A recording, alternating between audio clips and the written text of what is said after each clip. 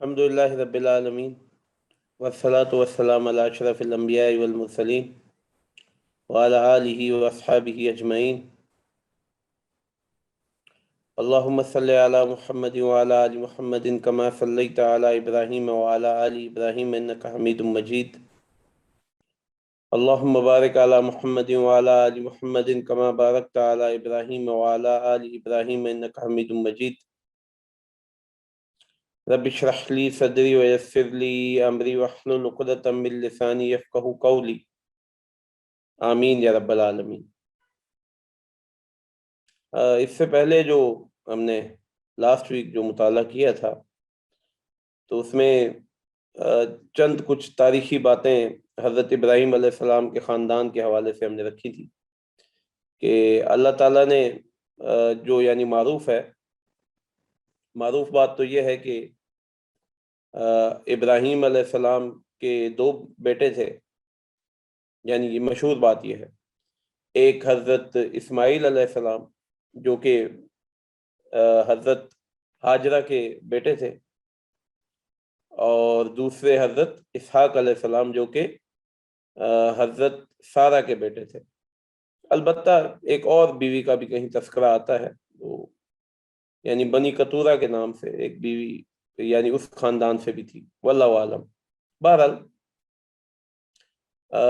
یہ دو تو یعنی دو حضرات تو تھے ہی تھے۔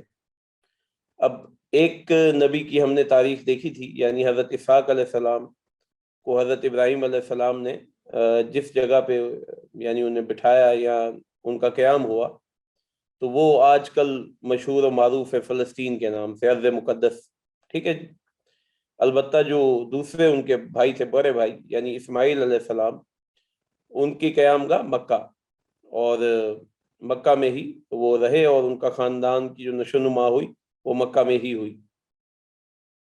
پھر ہم نے تھوڑی سی تاریخ دیکھ لی تھی کہ حضرت اسحاق علیہ السلام کے بعد کیا ہوا۔ حضرت اسحاق علیہ السلام کے ایک بیٹے یعقوب علیہ السلام، ان کے پھر آگے 12 بیٹے تھے، یعنی حضرت ابراہیم علیہ السلام کے بیٹے اسحاق علیہ السلام کے بیٹے یعقوب علیہ السلام کے پھر آگے 12 بیٹے تھے۔ ان میں سے جو سب سے مشہور ہوئے وہ حضرت یوسف علیہ السلام تھے، اور حضرت یوسف علیہ السلام کی جو تاریخ ہے، یا یوں سمجھ لیں کہ ان کی زندگی کے جو احوال ہیں، وہ آپ کو قرآن حکیم میں اور اس میں احادیث میں وافر مقدار میں مل جاتے ہیں، اور ان میں جو سب سے زیادہ مشہور ایک جو سمجھ لیں کہ سورت ہے وہ سورہ یوسف کی ہے۔ پھر حضرت یوسف علیہ السلام کے واقعے سے ہی آگے پھر پھیلاؤ ہوتا ہے۔ وہ پھیلاؤ کس طرح ہوتا ہے کہ حضرت یوسف علیہ السلام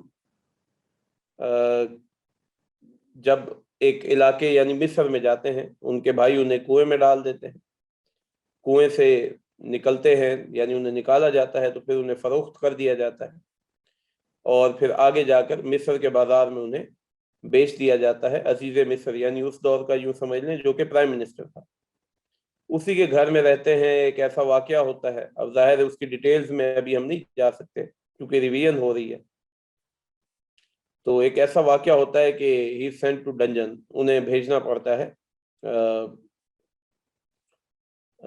قید خانے میں، اور وہاں کچھ عرصہ رہتے ہیں۔ پھر ایک اور واقعے کی وجہ سے وہ قید خانے سے نکل آتے ہیں، اور نکل تو آتے ہیں قید خانے سے، لیکن اس بار جب نکلتے ہیں تو بادشاہ کے فیورٹ بن جاتے ہیں، کیونکہ بادشاہ کا ایک مسئلہ وہ حل کرتے ہیں۔ اچھا، اس کے بعد بادشاہ پھر جو مسئلہ حل کرنے کے لیے یوں سمجھ لے کہ رسپانسبلٹی بھی انہی کو دے دیتے ہیں کہ یہ فلاں مسئلہ ہے، یہ آپ نے حل کرنا ہے۔ تو حضرت یوسف علیہ السلام اسے بخوبی نبھاتے ہیں، اور کچھ عرصے کے بعد حضرت یوسف علیہ السلام خود عزیز مصر بن جاتے ہیں، یعنی پرائم منسٹر کا عہدہ ان کو ملتا ہے۔ اسی دوران ان کے بھائی آتے ہیں اور وغیرہ وغیرہ، لمبا واقعہ ہے، اسے ابھی یہاں پر ظاہر پورا بیان پچھلے ہفتے ہو چکا۔ تو ان کو یعنی ان کے بھائیوں کو حضرت یوسف علیہ السلام حکم دیتے ہیں کہ اب خود بھی آ جاؤ یہاں، میرے ابا جان کو بھی لے آؤ، اور پورا اپنا خاندان مصر لے آؤ، یعنی ہم جو فلسطین میں رہتے ہیں وہاں سے مصر آ جاؤ۔ یہی ہوتا ہے کہ حضرت یوسف علیہ السلام کے کہنے پر ان کا پورا خاندان، ان کے والد والدہ اور سب لوگ، سب بھائی مصر آ جاتے ہیں، اور مصر پہنچ کر یہاں پر ایک بہت بڑا، یوں سمجھ لیں کہ اپنی قیام گاہ بنا لیتے ہیں۔ آگے پھر کہانی کچھ یوں ہے کہ ایک ریولوشن ہوتا ہے، ایک انقلاب آتا ہے، اور وہ بادشاہ جن کی حکومت مصر میں تھی اس حکومت کو تلپٹ کر دیا جاتا ہے، اور ان کی جگہ پہ دوسری قوم حکومت میں آ جاتی ہے۔ اور آپ جانتے ہی ہیں کہ بادشاہ کے جو وزراء ہوتے ہیں پچھلے بادشاہ کے، ان کے خلاف جب بغاوت ہوتی ہے تو ان کے ساتھ بہت برا ہوتا ہے۔ یہی ہوا کہ حضرت یعقوب علیہ السلام کا جو خاندان تھا، یعنی ان کے 12 بچے، پھر ان کے بچے، پھر ان کے بچے، جو کہ پھیل چکے تھے، وہ پہلے تو حکومت میں تھے، لیکن جیسے ہی بغاوت ہوئی تو ان کو حکومت سے ہٹا کے غلامی میں ڈال دیا گیا، یعنی عرش سے فرش پر گرے۔ پہلے حکومت میں تھے اور حکومت سے ہٹ کے اب غلامی میں آ گئے۔ اور ہم حضرت یعقوب علیہ السلام کے خاندان کو جو وہ پھیلا، اسے کیا کہتے ہیں؟ بنی اسرائیل۔ اسرائیل حضرت یعقوب علیہ السلام کا لقب ہے۔ اسرائیل یہ دو لفظوں کو ملا کے بنا ہے۔ اسر یعنی کہ قیدی یا پھر بندہ، ایل اللہ کا، تو اسرائیل اللہ کا بندہ، یعنی عبداللہ اگر عربی میں کہا جائے تو عبداللہ، اردو میں کہا جائے تو اللہ کا بندہ۔ تو اسرائیل یہ حضرت یعقوب علیہ السلام کا لقب ہے، اور بنی یعنی ان کے بیٹے، یعنی ان کا خاندان، تو بنی اسرائیل یعقوب علیہ السلام کے بیٹوں کا خاندان، ٹھیک ہے جی۔ تو وہ پھلا پھولا پھیلا، لیکن بعد میں غلامی میں آ گیا۔ اسی غلامی سے انہیں نجات دلائی کس نے؟ حضرت موسیٰ علیہ السلام نے۔ اب وہ تمام واقعات میں حذف کر گیا ہوں جو کہ بہرحال قرآن حکیم میں موجود ہیں، کہ کس طرح بنی اسرائیل کو غلامی سے نجات دلائی حضرت موسیٰ علیہ السلام نے فرعون سے۔ اور پھر حضرت موسیٰ علیہ السلام کے بعد جو بنی اسرائیل کو ایک عروج ملا، وہ کن کے دور میں ملا؟ حضرت داؤد علیہ السلام اور حضرت سلیمان علیہ السلام، ٹھیک ہے۔ حضرت داؤد علیہ السلام حضرت سلیمان علیہ السلام کے والد تھے، ان کے باپ تھے۔ پھر دوبارہ سے ایک زوال آیا۔ زوال کس طرف سے آیا؟ عراق کی طرف سے۔ عراق کا جو ایک گورنر تھا، اس نے حملہ کیا، نیبوکڈ نے، اور نیبوکڈ نے تہس نہس کر دیا اسرائیلیوں کو، اور ان کو سب کو قتل کیا اور غلام بنا کے اپنے ساتھ لے گیا، اور تمام چیزیں جو وہاں موجود تھی، یا یوں سمجھ لیں کہ تمام سوینئرز جو وہاں موجود تھے، اور ان میں سب سے اہم چیز یہ تھی کہ جو ہیکل تھا، جو ان کی مسجد تھی، جو قبلہ تھا ہیکل سلیمانی، اس کو بھی مسمار کر دیا، اس کو بھی تباہ کر دیا۔ اب پھر کچھ 100 سالوں کے بعد پھر ایک اور شخص ہے جنہوں نے دوبارہ سے بنی اسرائیلیوں کو جگایا اور انہیں واپس لے آئے فلسطین میں۔ وہ کون تھے؟ وہ حضرت عزیر علیہ السلام تھے۔ حضرت عزیر علیہ السلام کا کارنامہ یہ تھا کہ انہوں نے اس مردہ قوم کو پھر سے جگا دیا، یعنی جو قوم غلامی پہ راضی ہو جائے وہ مردہ قوم ہی ہوئی نا۔ ایک قوم ہے جو غلام بن جائے، ایک وہ قوم جو غلامی پہ راضی ہو جائے، تو اس کو حضرت عزیر علیہ السلام نے جگایا اور دوبارہ واپس لے آئے، اور دوبارہ سے ایک بہت بڑی اپنی حکومت قائم کی۔ اچھا، اس حکومت کے قائم کرنے کے بعد پھر سے وہی معاملات، پھر سے راہزنی، پھر سے برائی، تو اس کا نتیجہ کیا نکلا؟ اس کا نتیجہ یہ نکلا کہ اب دوبارہ ان پہ حملہ ہوا اور دوبارہ سے ان کو تہس نہس کر دیا۔ اس بار حملہ کس طرف سے کیا گیا؟ اس بار حملہ ہوا رومن امپائر کی طرف سے۔ پہلے ہوا تھا پرشین امپائر کی طرف سے، اس بار رومن امپائر کی طرف سے۔ اور ٹائٹس ایک بہت مشہور گورنر تھا روم کا، اس نے حملہ کیا، اور پھر وہی ہوا جو پچھلی بار ہوا تھا، تہس نہس کر کے رکھ دیا۔ البتہ اس بار انہوں نے ان کو کہا کہ اب یہاں واپس نہیں آ سکتے، اب دنیا میں پھیل جاؤ۔ یہودیوں کے اس دنیا میں پھیلنے کو انگلش میں کہا جاتا ہے ڈائسپورا۔ ڈائسپورا یعنی تتر بتر ہو جاؤ، ان کی زبو حالی کا ایک دور آ گیا۔ بہرحال یہ واقعہ جب ہوا تو اس واقعے کے تقریباً 250 سال بعد یا 280 سال بعد، اب ذہن میں رکھیے کہ یہ جو واقعہ ہوا ہے جب ٹائٹس آیا ہے اور اس نے آ کے تہس نہس کیا ہے، تو اس واقعے سے کچھ عرصہ پہلے ہی حضرت عیسیٰ علیہ السلام کا واقعہ ہوا، ٹھیک ہے جی۔ یعنی حضرت عیسیٰ علیہ السلام پیدا ہوئے، پھر وہ واقعہ کہ ان کو اللہ نے آسمان کی طرف اٹھا لیا، تو یہ پورا واقعہ ان کے تہس نہس ہونے سے کچھ عرصہ پہلے ہی ہوا ہے حضرت عیسیٰ علیہ السلام کا۔ اور حضرت عیسیٰ علیہ السلام کے آسمان پر جانے کے بعد تقریباً 270 80 یا 90 سال بعد پورے کے پورے رومن امپائر نے کرسچینٹی قبول کر لی ہے۔ اب پھر سے اس کو دوبارہ سے ریکنسائل کریں۔ نمبر 1، رومن امپائر نے حملہ کیا کہاں پہ؟ فلسطین میں۔ فلسطین میں کون تھے؟ یہودی تھے، یعنی بنی اسرائیل تھے۔ انہی یہودیوں میں حضرت عیسیٰ علیہ السلام پیدا ہوئے۔ حضرت عیسیٰ علیہ السلام نے ان کو دین کی دعوت دی، لیکن انہوں نے قبول نہیں کی، اور حضرت عیسیٰ علیہ السلام کو سولی پر چڑھانے کی کوشش کی۔ اللہ نے ان کو اٹھا لیا اپنی طرف، لیکن ان کے جو ماننے والے تھے، ان کے جو پیروکار تھے، جو حضرت عیسیٰ علیہ السلام کے سپورٹرز تھے، وہ دنیا میں پھیل گئے اور انہوں نے عیسائیت کی دنیا میں دعوت دینا شروع کر دی۔ اس کا نتیجہ کیا نکلا کہ 330 عیسوی یعنی 330 اے ڈی میں یا 31 اے ڈی میں پوری کی پوری رومن جو امپائر تھی، جو کہ اس سے پہلے بت پرست تھی، اس پوری کی پوری رومن امپائر نے کرسچینٹی کو قبول کر لیا، عیسائیت کو قبول کر لیا۔ ٹھیک ہے جی، یہ ایک واقعہ ہوا۔ یہ بہت ہی بڑا واقعہ تھا کہ ایک اتنی بڑی امپائر، اتنی بڑی سلطنت نے ایک ہی گو میں ساری کی ساری سلطنت نے ایکسپٹ کر دیا کرسچینٹی کو۔ ٹھیک ہے، تو اب پہلے یہودیوں کے لیے مسئلہ کیا تھا؟ کیا مسئلہ تھا جی؟ وہ مسئلہ یہ تھا کہ وہ جو رومن امپائر والے تھے وہ یہودیوں کے دشمن تھے۔ کیوں؟ کیونکہ وہ بت پرست تھے اور یہ کتاب والے تھے۔ اب جو رومن امپائر عیسائی بنی تو وہ بھی ان کے دشمن بن گئے۔ کیوں؟ کیونکہ یہودیوں نے ہی تو حضرت عیسیٰ علیہ السلام پہ ظلم کیا تھا۔ ٹھیک ہے جی، تو اس کے دیکھا دیکھی جو عیسائی تھے وہ بھی ان کے خلاف ہو گئے، یہودیوں کے۔ ٹھیک ہے جی، تو یہاں تک تو یہ سٹوری ہے کس کی؟ بنی اسرائیل کی۔ ٹھیک ہے، اگر کبھی موقع ملا زندگی میں تو ہم یہ دیکھیں گے کہ آج بنی اسرائیل کہاں تک پہنچی ہے۔ ٹھیک ہے، لیکن بہرحال اسے ایک طرف رکھیے، لیکن یہاں تک ایک سٹوری ان کی چلی آ رہی ہے۔ 330 اے ڈی میں آفٹر کرائسٹ کیا ہوا جی؟ یہ ہوا کہ پوری کی پوری جو رومن امپائر تھی، دا گریٹ رومن امپائر، اس نے عیسائیت قبول کر لی۔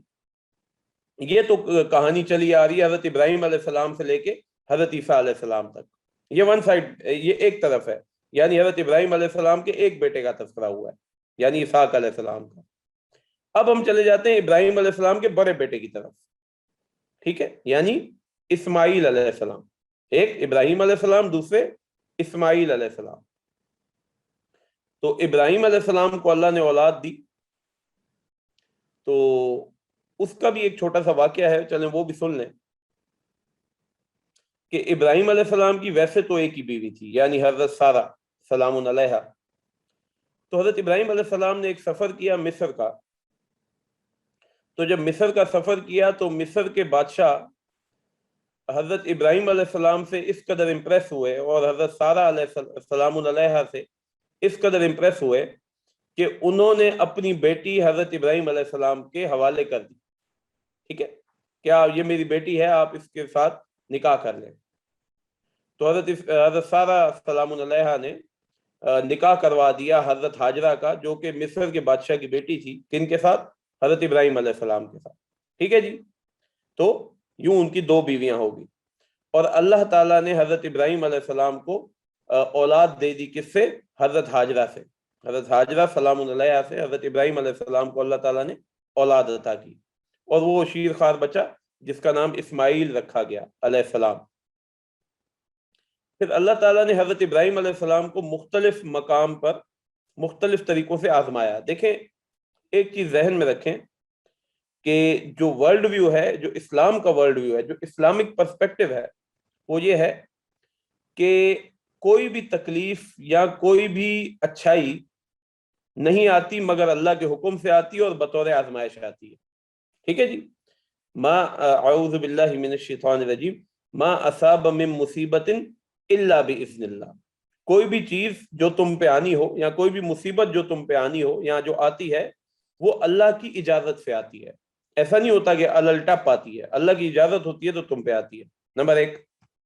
نمبر 2، الذین خلق الموت والحیات لیبلوکم ایکم احسن عملا، کہ اللہ نے زندگی اور موت بنائی تاکہ اللہ تعالیٰ تمہیں آزمائے کہ تم میں سے کون ہے بہترین عمل کرنے والا. ٹھیک ہے، تو اگر اللہ نے کسی کو دولت ثروت سے نوازا ہے، کوئی امیر ہے، تو یہ بھی اللہ کی طرف سے آزمائش ہے. اللہ اس سے پوچھے گا، سوال جواب ہوں گے کہ یہ اتنی دولت دی تھی، اس کا کیا کیا. اور اگر اللہ تعالیٰ نے کسی کو غربت دی ہے تو یہ بھی آزمائش ہے کہ اللہ نے اسے ایک تکلیف میں رکھا ہے، تو کیا اس وہ تکلیف میں اللہ کا صبر کرتا ہے یا نہیں کرتا. اور اگر اللہ نے اسے تکلیف نہیں دی، فراوانی دی ہے، تو وہ اللہ کا شکر ادا کرتا ہے کہ نہیں کرتا. اب یہ کوشچنز ہیں نا. ٹھیک ہے، تو ہر معاملہ جو کہ انسان پہ اور خاص طور پہ مسلمان پہ آتا ہے وہ آزمائش ہی ہے، اسے تکلیف نہ سمجھا کریں.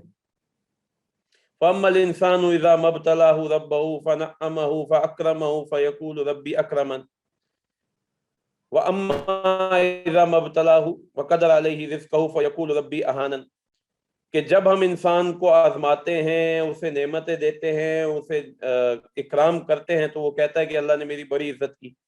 اور جب ہم انسان کے رزق میں کچھ کمی کر دیتے ہیں، اس سے کچھ چھین لیتے ہیں، تو وہ کہتا ہے کہ اللہ نے مجھے ذلیل کر دیا، مجھے رسوا کر دیا.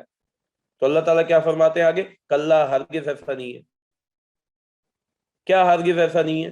کہ ہم نے کسی کو زیادہ مال و متاع دیا، کسی کو امیر بنا دیا، تو اس کا مطلب یہ نہیں ہے کہ اللہ تعالیٰ نے اس کی عزت کی. یا اللہ تعالیٰ نے اگر کسی سے پیسے چھین لیے، کسی کو غریب بنا دیا، تو اس کا ہرگز مطلب یہ نہیں ہے کہ اللہ تعالیٰ نے اسے ذلیل کر دیا، رسوا کر دیا. کلا، یہ دونوں چیزیں آزمائش کے لیے ہیں. اللہ کسی کو دے کے آزماتا ہے، کسی سے لے کے آزماتا ہے. تو اب اگر آپ حضرت ابراہیم علیہ السلام کی زندگی دیکھیں تو آزمائشوں سے بھری ہوئی زندگی ہے. سب سے پہلی آزمائش ابراہیم علیہ السلام پہ کیا آئی کہ ان کو ان کے والد نے ان کے گھر سے نکال دیا.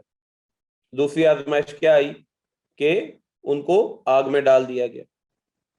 تیسری آزمائش کیا ہوئی کہ ان کو ہجرت کرنی پڑی. دیکھیں، اپنا گھر بار چھوڑ کر کسی دوسرے شہر میں جانا کوئی آسان کام نہیں ہے، ہجرت کرنی پڑی. چوتھی آزمائش ان پہ کیا آئی کہ اللہ نے انہیں اولاد دی، نہیں دی، پھر بعد میں اللہ نے اولاد دی. اچھا، اب پانچویں آزمائش کیا آئی کہ اللہ نے حکم دیا کہ تم اپنی اس بیوی کو، یعنی حضرت ہاجرہ کو، اور اس کے چھوٹے بچے کو جو کہ ابھی دودھ پیتا ہے، اس کو چھوڑ آؤ ایک ایسی جگہ پہ، بواد غیر ذی زرع، ایک ایسی وادی میں جہاں پر کچھ اگتا نہ ہو.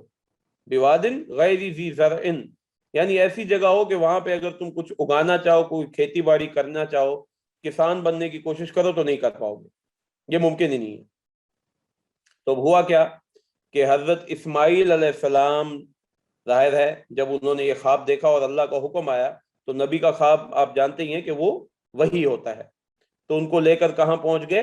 مکہ کی وادی میں، بواد غیر ذی زرع، جہاں پر کوئی چیز نہیں اگتی. تو مکہ کی وادی میں ان کو لے گئے. اب مکہ کی وادی میں لے گئے، کچھ کھجوریں تھی اور تھوڑا سا پانی تھا جو کہ انہوں نے دیا اپنی بیوی یعنی حضرت ہاجرہ کو سلام علیہا، اور واپس چلنے لگے. اب آپ کین یو امیجن دیٹ کہ ایک بیوی ہے، چھوٹا سا بچہ ہے، اور شوہر ان کو ایک ایسی جگہ جہاں پہ نہ بندہ نہ بندے کی ذات، جہاں کچھ اگتا نہیں، جہاں کچھ کھانے کو نہیں، پینے کو نہیں، اور وہ ان کا شوہر انہیں وہاں چھوڑ کے واپس جا رہا.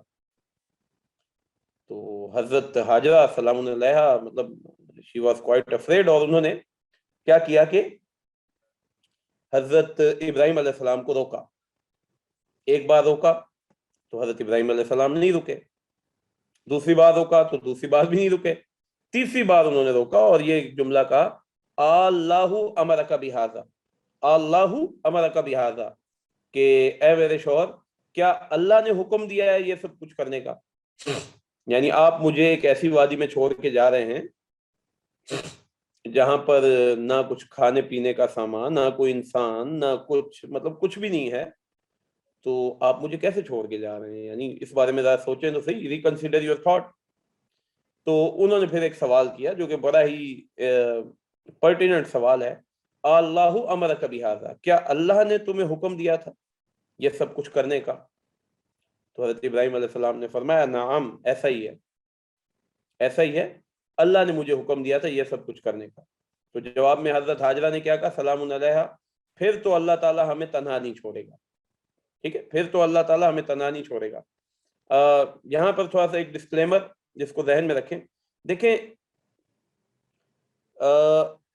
इब्राहीम अलैहिस्सलाम की जैसी शख्सियत थी तो अल्लाह ने उनको बीवी भी वैसी दी है। इस बात को समझे कि बीवी का भी तकवा और अल्लाह पे भरोसा इतना था कि जब उन्हें पता चला कि अल्लाह ताला ने इस चीज का हुक्म दिया है तो बीवी ने भी फौरन कबूल कर लिया, बजाय इसके कि आर्ग्यू करती।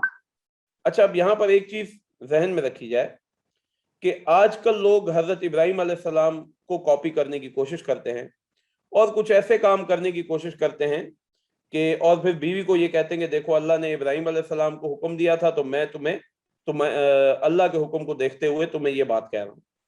देखिए, एक चीज को जरा जहन में रखें कि आप इब्राहीम अलैहिस्सलाम नहीं है, ये तय कर लें, ठीक है? आप नबी बनने की कोशिश ना करें, नंबर एक। नंबर दो, और आपकी बीवी हाजरा सलामुन अलैहा भी नहीं है, ये भी जहन में रखें।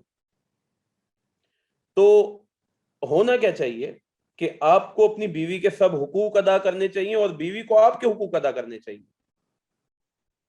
ऐसा ना हो कि आप हजरत इब्राहीम अलैहिस्सलाम वाले हुकूक तो उससे मांग रहे हो लेकिन खुद कुछ भी ना अदा कर रहे हो। फॉर एग्जाम्पल,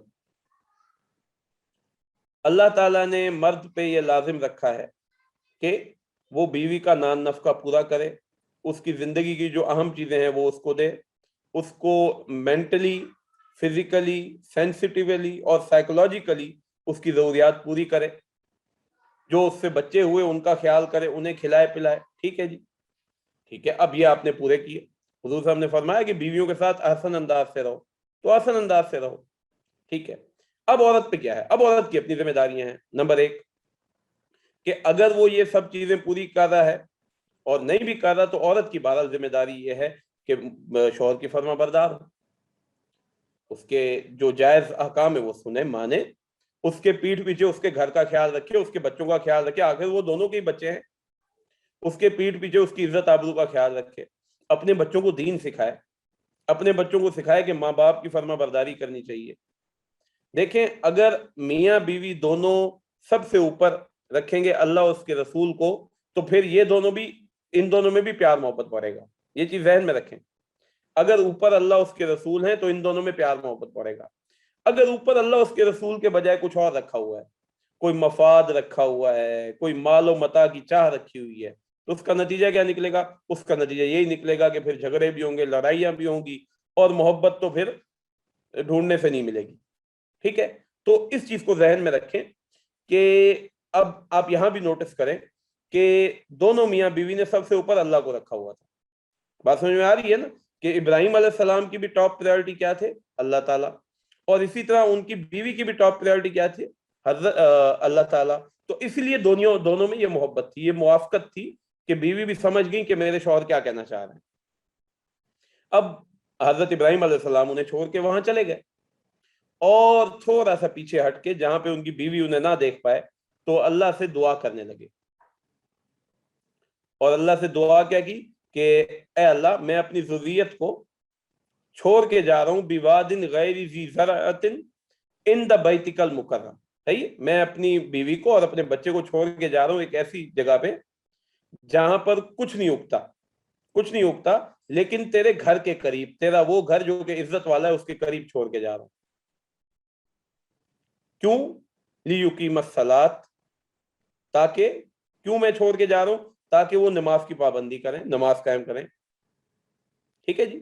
अच्छा, ये सब चीजें उसके बाद आगे फरमाया तेरी इबादत करें और इनकी तू मदद फरमा। उसके बाद फिर अल्लाह ताला से एक और दुआ की कि या अल्लाह, मेरे जो औलाद है इनकी तरफ तू लोगों को ले आ। ठीक है, ए अल्लाह, मेरे औलाद की तरफ तू लोगों को ले आ और लोगों के साथ साथ तू इनकी तरफ खाने पीने की अशिया भी ला। ठीक है जी। तो ये अब दुआ की और हजरत इब्राहिम अलैहिस्सलाम ये दुआ करके चले गए अल्लाह पे भरोसा करके। अच्छा, वो तो चले गए। अब वो जो खुराक थी, वो जो खजूरें थी, वो 3 दिन की थी। 3 दिन में वो खजूरें खत्म हो गई। अब खजूरें खत्म हो गई तो पानी भी खत्म हो गया, दोनों चीजें खत्म, खजूर भी पानी भी। और आप तो जानते हैं कि पानी एक ऐसी नीड है जिसके बगैर सर्वाइवल बहुत मुश्किल है, बहुत टफ है।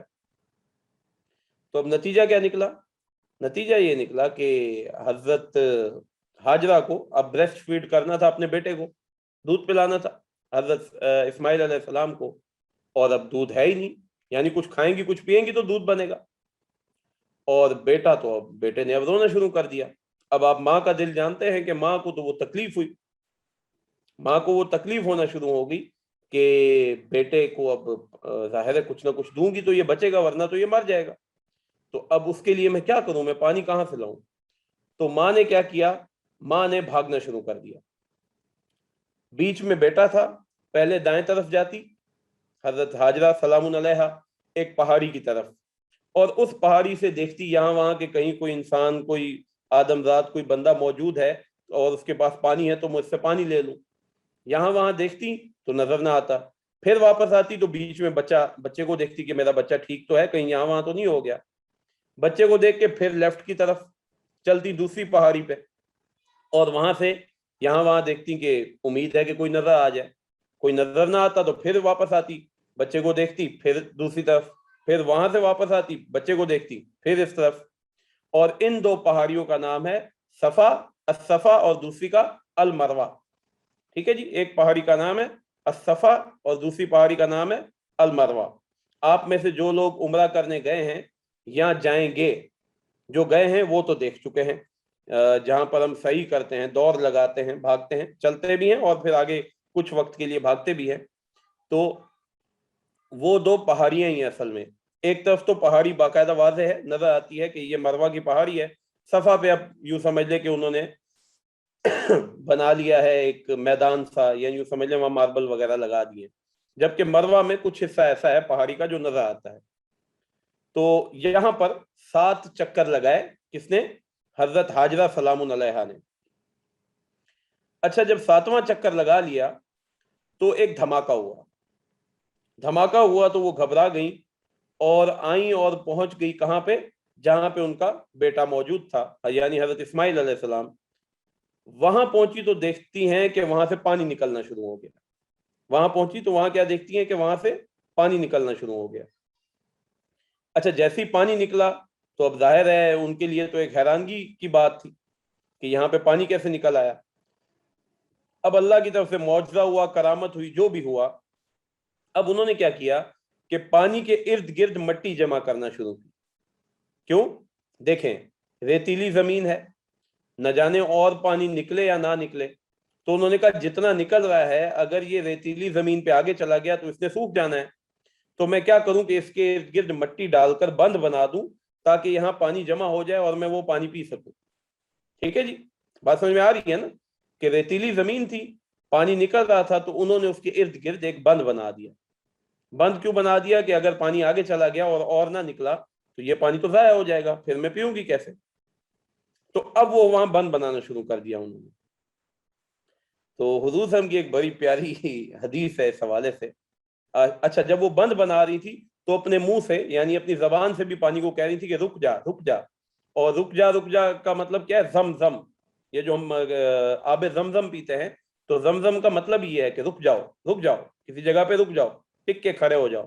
تو یوں سمجھ لیں کہ وہ اپنے سرپرائز میں اور ایکسائٹمنٹ میں وہ اپنے زبان سے بھی کہہ رہی تھی پانی کو کہ رک جا، حالانکہ زبان سے پانی نہیں رکتا، لیکن اپنی ایکسائٹمنٹ میں یہ کہنا شروع کر دیا، تو اللہ تعالیٰ نے بھی پھر اس پانی کا یا اس کنویں کا نام کیا رکھ دیا؟ زمزم، ٹھیک ہے، کیونکہ وہ اپنی زبان سے کہہ رہی تھی، تو وہ زمزم کہتی جاتی تھی اور وہاں پہ انہوں نے بند بنانا شروع کر دیا۔ اچھا، حضور صلی اللہ علیہ وسلم کی ایک بہت پیاری حدیث ہے، حضور صلی اللہ علیہ وسلم فرماتے ہیں رحم اللہ ام اسماعیل، اللہ تعالیٰ رحم کرے اسماعیل کی ماں پر، اللہ تعالیٰ رحم کرے اسماعیل کی ماں پر، یعنی حضرت ہاجرہ سلام علیہا پر اللہ رحم کرے، کہ اگر وہ زمزم کو چھوڑ دیتی، یعنی وہ وہاں پہ وہ بند نہ بناتی، وہ کنواں نہ بناتی، تو وہ ایک بہت بڑی نہر ہوتی۔ ٹھیک ہے جی، اللہ تعالیٰ رحم کرے اسماعیل کی ماں پر یعنی حضرت ہاجرہ پر سلام علیہا پر، کہ اگر وہ چھوڑ دیتی زمزم کو، وہاں پہ بند نہ بناتی، تو وہ ایک بہت بڑی نہر ہوتی، رواں دواں نہر ہوتی، اور وہاں سے لوگ فائدہ اٹھاتے۔ اچھا، یہاں پر دیکھیں وہ ایک قرآن حکیم میں ہے نا کہ اللہ تعالیٰ از دا بیسٹ آف پلانرز، یعنی اللہ تعالیٰ سے بہترین پلاننگ کوئی نہیں کرتا. ٹھیک ہے, تو اب آپ نوٹس کریں کہ کس طرح حضرت حاجرہ سلام علیہا ایک تکلیف میں, ایک رنج میں, اور ان کے چہرے کی نہ جانے کیا کیفیت ہوگی کہ وہ بھاگ دوڑ کر رہی ہوں گی ان دو پہاڑیوں کے بیچ میں, صفا اور مروہ کے بیچ میں. یعنی کیا آپ امیجن کر سکتے ہیں کہ ایک ماں کے خیالات کیا ہوں گے, ایک ماں کیا سوچ رہی ہوگی جب یہ دیکھ رہی ہوگی کہ میرا بیٹا تو کسی بھی وقت مر سکتا ہے. ان کی کیا کیفیت ہوگی, ان کے دل پہ کیا گزر رہی ہوگی, اور آج وہ دیکھ کے کتنی خوشی سے ہنستی ہوں گی. یعنی آج آپ اندازہ کریں, ہر وہ شخص جو مکہ جائے گا عمرہ کرنے, اس نے یہ کام کرنا ہے. کوئی بھی شخص, کسی کا عمرہ قبول ہی نہیں ہوتا جب تک کہ وہ صفا اور مروہ نہ کر لے. تو یعنی صفا اور مروہ کرنا واجب ہے. ٹھیک ہے جی. تو ہر وہ شخص جو مکہ جائے گا, آج انہوں نے حضرت حاجرہ سلام علیہا کی یاد میں وہاں پہ دوڑ لگانی ہے. اور آج وہ اگر دیکھتی ہوں گی تو دیکھ کے خوش ہوتی ہوں گی کہ اللہ تعالیٰ نے میرا وہ ایک ایکٹ جو کہ میں نے کیا تھا, اس کو اللہ تعالیٰ نے کتنا پسند فرمایا کہ آج پوری دنیا سے جتنے بھی مسلمان ہیں جو حج و عمرہ کرنے کے لیے آتے ہیں, تو وہ صفا اور مروہ کا ٹریول لازمی کرتے ہیں, ان کے لیے یہ واجب ہے. تو ہم اپنی زندگی میں کئی ایسے واقعات کرتے ہیں جہاں ہمیں لگتا ہے کہ نہ جانے ہمارے ساتھ ایسا غلط کیوں ہو گیا, نہ جانے ہم پہ یہ تکالیف کیوں آ گئی. ٹھیک ہے, اچھا تھوڑا سا اس کو ڈیکنسٹرکٹ کریں, تھوڑا سا اس کی ڈیپتھ میں جائیں. ٹھیک ہے, اس کی تھوڑی جینیالوجی کھولنے کی کوشش کریں, تو ون ول فائنڈ آؤٹ کہ نہیں یار اتنا بھی غلط نہیں ہوا. یعنی جب ہم اس کے ثمرات دیکھتے ہیں, جب ہم اس کے پھل دیکھتے ہیں, اس کے فروٹس دیکھتے ہیں کہ ایک ہم نے کام کیا, اللہ کے دین کی خاطر کام کیا, ٹھیک ہے, لیکن اس میں کوئی ہمیں ریٹرن اتنا اچھا نہیں ملا, لیکن اللہ تعالیٰ نے اس دین کے کام کو اس طرح سے پھیلایا, شاید ہمارے مرنے کے بعد ہی پھیلایا ہو, شاید ہمارے مرنے کے بعد لوگوں کو وہ باتیں پتہ چلی ہوں جو کہ اس وقت نہیں پتہ چل سکی. تو ایک دلی خوشی ہوتی ہے. ٹھیک ہے جی. اب آپ امیجن کریں, واللہ یہ جو کورس آپ کو آرگنائز کیا گیا ہے, یہ جب ہم نے شروع کیا تھا تو شاید آپ میں سے کچھ لوگوں کو یقین نہ آئے, تو یہ ہم نے 4-5 لوگوں کے لیے شروع کیا تھا. ٹوٹل 4-5 لوگوں نے یہ ریکویسٹ کی تھی کہ جی ہمیں قرآن و سیرت پڑھا دیجیے. ٹھیک ہے, تو ہم 3 لوگ تھے, میں, فرد بنوئی صاحب جو آپ کو اس سے پہلے قرآن حکیم پڑھا کے گئے, اور ایک خلیق صاحب ہیں جو کہ ایڈمنسٹریٹو ریسپانسبلٹیز جن کے پاس ہیں. تو ہم ویسے ہی بیٹھے, ہم نے میٹنگ کی اور ہم نے یہ طے کیا چلیں 4-5 لوگ ہیں ان کو پڑھا دیں گے. اور اب اللہ کی کرنی دیکھیں کہ ہم نے شروع کیا تو اللہ تعالیٰ نے ہمیں اتنے لوگ عطا کر دی. ٹھیک ہے, اور یہ ہمارا کوئی کمال نہیں ہے کہ جی ہمیں کوئی سرخاب کے پر نہیں لگے ہوئے, نہ ہی ہم کوئی سی ایسے بڑے خاندان سے ہیں کہ ہمارے خاندان میں آگے حضور صلی اللہ علیہ وسلم کا بلڈ ہے. نہیں, عام سے لوگ ہیں آپ کی طرح, جیسے آپ ہیں ویسے ہم ہیں. بس اللہ تعالیٰ کا کرم ہوا ہے ہم پہ, یوں سمجھ لیں, آپ پہ بھی ہم پہ بھی. آپ پہ زیادہ ہوا ہے, ہم پہ بھی بہت زیادہ ہوا ہے کہ ہم اللہ کے دین کو پہنچانے کی کوشش کر رہے ہیں اپنی اوقات کے مطابق. اور آپ پہ کرم ہوا ہے کہ اتنی بزی لائف جو کہ آج کل دنیا میں ہے, میں جانتا ہوں اچھی طرح سے, آپ اس میں سے 1.5 گھنٹہ نکال کے لے آتے ہیں. یہ کوئی آسان کام نہیں ہے, یہ ذہن میں رکھیے گا. میں جانتا ہوں کہ کتنی تکلیفیں کر کے آپ یہ 1.5 گھنٹہ نکالتے ہیں, میں اچھی طرح جانتا ہوں, مجھے اس کا اندازہ ہے, میرے اوپر بھی یہ ٹائم رہا ہے. تو جا کے نا یہ نہ سمجھیے گا کہ جی ہم نے کیا کیا ہے, جا کے 2 نفل پڑھیں, اللہ سے دعا مانگیں گے, یا اللہ شکر ہے کہ تو مجھے ٹائم دے رہا ہے, شکر ہے کہ اس کام کے لیے تو ہمیں توفیق دے رہا ہے. ورنہ کتنے لوگ ہیں, یعنی آپ ابھی یہاں پہ کچھ لوگ ہیں, پاکستان پورے میں کتنے کروڑ لوگ ہیں, 20 کروڑ تو کراس ہو گیا. تو ان میں سے کتنے ہیں جو اس طرح کی محفلوں میں ہوتے ہیں, جو قرآن و حدیث سنتے ہیں. یہ مطلب کین یو امیجن دیٹ, کتنے لوگ ہیں جو ابھی خدا نہ خواستہ ایسے کام کر رہے ہوں گے جو اللہ کو ناپسند ہے. کتنے لوگ ہیں جن کو کوئی تعلق ہی نہیں ہے, جو چاہتے ہی نہیں کہ دین سیکھیں. تو مطلب وہ بڑی ایک پیاری آیت ہے, اسی پہ ختم کر دیں گے انشاءاللہ. اللہ تعالیٰ نے فرمایا قد جاءکم موعظۃ من ربکم, کہ دیکھو تمہاری طرف آ گیا اللہ کی طرف سے واعظ و نصیحت, مطلب ایک نرم بات, وشفاء لما فی الصدور, اور تمہارے دلوں میں جو روگ لگے ہوئے ہیں, جو بیماریاں ہیں, جھوٹ کی, برائی کی, کینہ کی, حسد کی, ان کے لیے شفا ہے, یعنی ان کے لیے ریمیڈی ہے, کیور ہے. آگے جا کے بڑے پیارے انداز سے فرمایا فَبِذَالِكَ فَلْيَفْرَحُوا هُوَ خَيْرٌ مِّمَّا يَجْمَعُونَ کہ لوگوں پھر اس بات پہ خوشی مناؤ نا، یہ بات ہے خوشی منانے کی، یہ بہتر ہے اس سے جو تم جمع کر کے رکھتے ہو. یہ مال، یہ ثروت، یہ مال و متاع، یہ گاڑیاں، یہ بنگلے، یہ ان کی کوئی اوقات نہیں ہے. جس کو قرآن حکیم کی دولت مل جائے تو ہوا خیر مما یجمعون، یہ ایسی چیز ہے کہ بہترین ہے ان تمام چیزوں سے جو تم جمع کر کے رکھتے ہو. اور فبذالک فلیفرحوا، اور اس بات پہ تمہیں خوش ہونا چاہیے. یہاں یوں سمجھ لیں کہ اس کو سیلیبریٹ کرنا چاہیے. ٹھیک ہے، لوگوں کو بتانا چاہیے کہ بھائی میرے پاس قرآن ہے، اللہ نے مجھے قرآن جیسی دولت دی ہے. اور بتانے کا مقصد کیا ہے کہ آگے پہنچائیں. ٹھیک ہے، تو اللہ تعالیٰ سے دعا ہے کہ جو پڑھا گیا، سمجھا گیا، سمجھایا گیا، اللہ تعالیٰ اس پر عمل کرنے کی توفیق عطا فرمائے اور آگے پہنچانے کی توفیق عطا فرمائے. وآخر دعوانا الحمدللہ رب العالمین. سبحانک اللہم و بحمدک، نشہد ان لا الہ الا انت، استغفرک و اتوب الیک. جزاک اللہ خیر و احسن الجزاء.